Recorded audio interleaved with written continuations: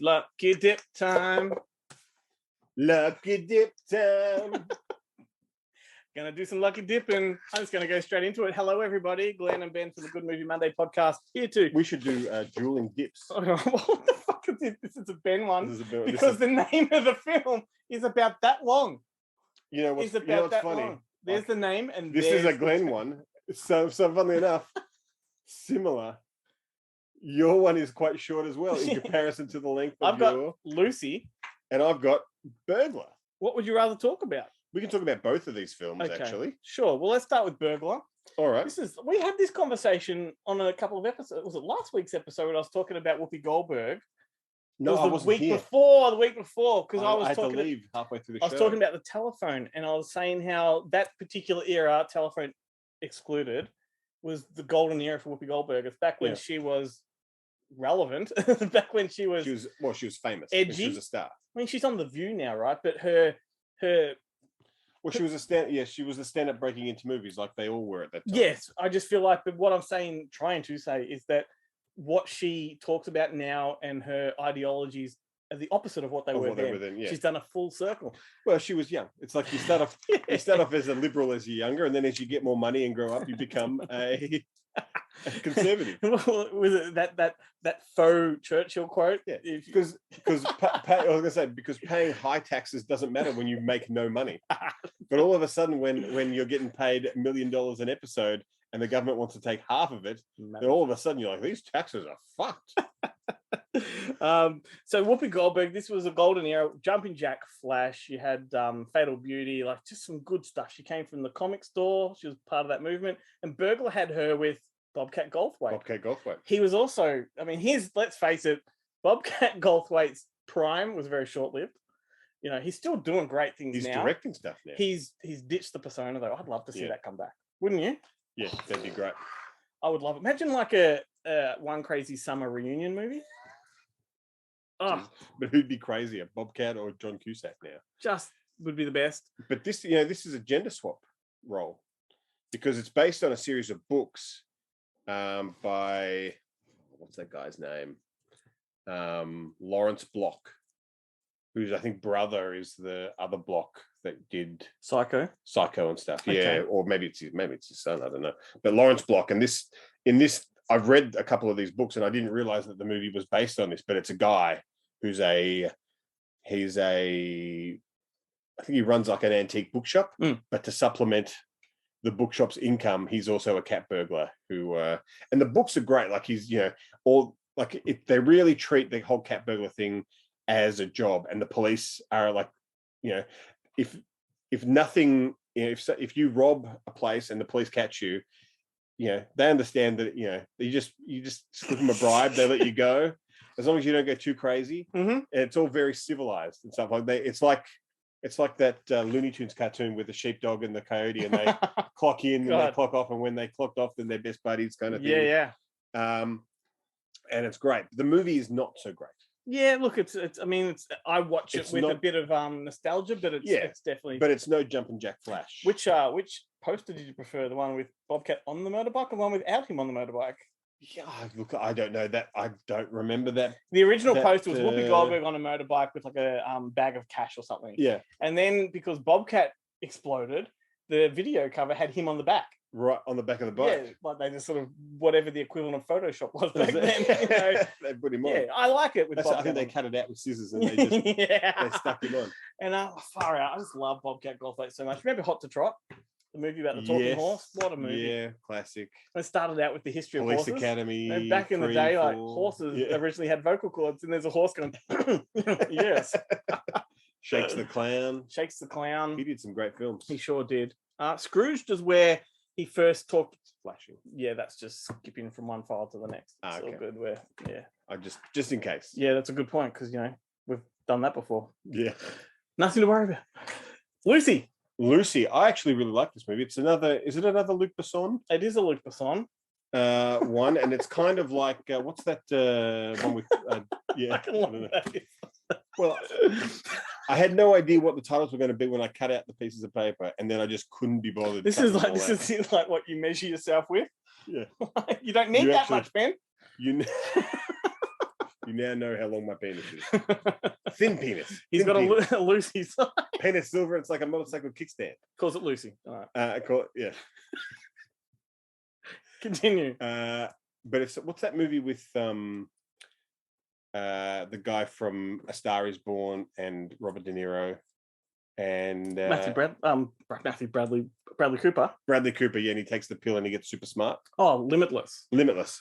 This is like that where she ingests a drug that it allows her to use 100% of her brain or something like that. And she becomes it's so odd. Like I didn't dislike this movie, I kind of liked it, but with Luc Besson these days, I love what he produces and I don't particularly like what he directs. How strange. I totally understand that. Yeah, like I like it all. That from Paris with Love with John Travolta and your favorite Jonathan Rhys-Meyers, that was a doozy. Oh yeah, I haven't seen that one. Oh, so good. But like District B13, so good. Yeah, I liked Anna, despite the it wasn't bad. The touchy-feely stuff. Valerian. No, I didn't like that one. I've got to give it another watch. Maybe it's better on after the Invisibles. Which 1, 2, or 3. Yeah. I mean, they were like kind of good kind of throwback kids movies where the stakes are high. Except they had Mia Farrow. Next ones. Not a fan. I like that we talked about Burger a lot more than we talked about Lucy. Well, keep talking. No, it's fine. Keep talking. Go on. No. You want to talk about it? It's fine. Burglar was mine. Lucy was yours. It was a short name for a short discussion. Like, we don't want to talk about this because you and I talked about this off the microphone last week. I'm going to tell you what it was. All right. You can. This is another one of yours. Oh, I like this movie. Almost Famous. I am a golden god. Put that out there. Yeah, it's a good movie. It's a movie I didn't appreciate the first time I saw it. Really? I loved it right from the get-go. I do love it now. I think it just, I don't know what it was. I think I was expecting something punchier. Yeah. And it wasn't. But, now it's a great film. It's a real, what do you call it? Like an era catcher. Like it catches that era perfectly. That's not even a word. I can't talk. You shouldn't. Maybe if I talk like this. Yeah. Just captures an era. Fucking hell. But yeah, it's all about it's basically Cameron Crowe reliving his youth as a teen, autobiographical correspondent. Very early Zooey Deschanel appearance. Jason Lee. I think the first film that Kate Hudson did, and she was a revelation. And that DVD art. Yes. Oh. Yes. And I think Anna Paquin pops up. Like there's a lot of Noah Taylor. There's a lot of she's a what are they, a band-aid? Is that what they call themselves? She's a groupie. The groupie, but they look down on groupies. They're something else. But it's all about the 70s music scene. Yeah, and Rolling Stone, and it's a bus tour movie, really. Yeah, and you just watch a band kind of implode. Billy Crudup on the brink of success. Billy Crudup, where everyone thought he was going to be a huge star because he was ridiculously good looking and ridiculously charismatic, and then just didn't really happen. And now when he rocks up, he's playing like a suit, or the last thing I saw him in was The Morning Show. Yeah, probably. Where he's playing a suit. Yeah. Because I think after this, didn't he do like I think it was after this he did that Without Limits, the John Prefontaine running movie, and you're kind of like, oh yeah, that was like when Jared Leto did one similar. And it's hard to make a movie about running interesting. Well, because we don't run. No, not at all. Let's have a look. I want to see, because Crudup is even a photo of him in a suit. Like, come on. He did something more recently. Big Fish was one for him, and that also didn't take off. Watchmen. Oh, he was in bloody Alien Covenant. I think it was 20th Century Women I'm thinking of, the Annette Bening one. Anyway. Hooters? Did it say Hooters? No, that's just on your mind. Just projecting it. Where is it? Is that Without Limits there? No, that's what.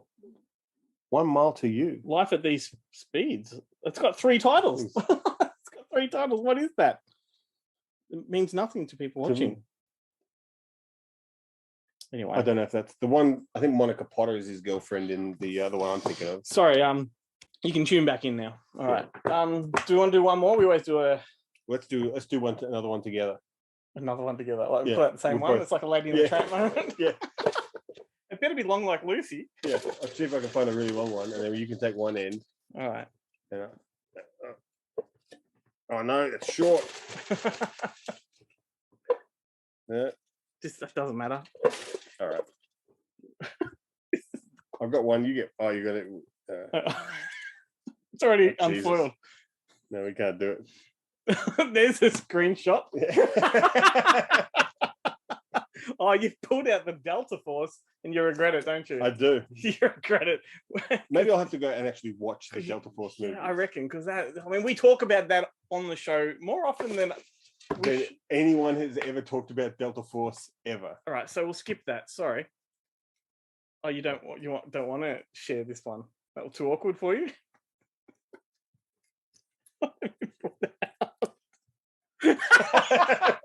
He's pulled out Changeling, which was his recommendation on Monday's show. So we've already talked about that.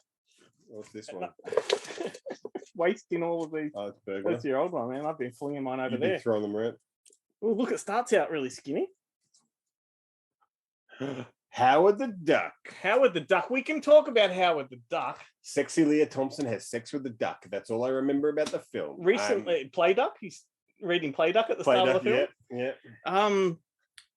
Yeah, this is the movie that nearly tanked George Lucas. He put a lot on this movie. I mean, it was a comic book movie before there were really comic book movies, and it's such an odd one to choose as as an entry point but to audacious, Marvel movies. but audacious. Like, wasn't yeah. it like the equivalent of him putting his mortgage on the movie? Like, there's a lot at stake, and it tanked, but it's gotten a huge cult following. And Howard the Duck recently made his debut in the MCU. Yeah, was it Guardians of the Galaxy 2? Well, that's the thing. Like, I mean, the stakes. How high could the stakes have been? There's always Star Wars money. Yeah, there's always money in Star Wars. Yeah, Lucas really doesn't. He doesn't really have to worry about it. But I mean, he made nothing but flops pretty much after the Star Wars movies. None of those movies succeeded. How the Duck was? You said Leah Thompson, was that right? Yes, Leah Thompson and Mr. Jeffrey Jeffrey Jones. Jeffrey Jones. Who I don't remember who else. For some reason, I love talking about Jeffrey Jones, but I probably shouldn't. I do know Zach has played it a few times at the Astor. Yeah, which I know he's very proud of. I would be too. It's just, if you grew up in our generation in the 80s, it's just one of those movies that you loved. And it's because of the character. It's got to be the character that you love. It just makes me think of the Disco Duck, that song, which is Donald Duck. I don't know why. Tim Robbins is in it? I don't know. Yes, he was. I don't know why it reminds me of Garbage Pail Kids, the movie. The guy who is the duck is the guy who's Admiral Akbar, Tim Rose, from Star Wars. Oh, is that what he looks like? That's what he actually looks like. He also does the voice of one of the Skeksis are the bad guys in Dark Crystal. What are the good guys? The ones that he lives with at the start. Not the Elflings. Those, yeah. At the start of the film. Fuck, I've got to watch that again. And then maybe watch the TV series that everyone was talking about 10 years ago. Yeah, I watched that. Holly Robinson Pete is in it. From go. 21 Jump Street. Oh, Richard Edson, he's got to be a bad guy. Well, there you go. There's lucky dip for you another week. Howard the Miguel Duck. Sandoval is in it. Perfect one to end on. If you haven't seen Howard the Duck, go find it. It's got to be somewhere streaming, I'm sure. They need to do one in the MCU. Give him a movie. Totally. Yeah, that'll be good. See you next week. See you.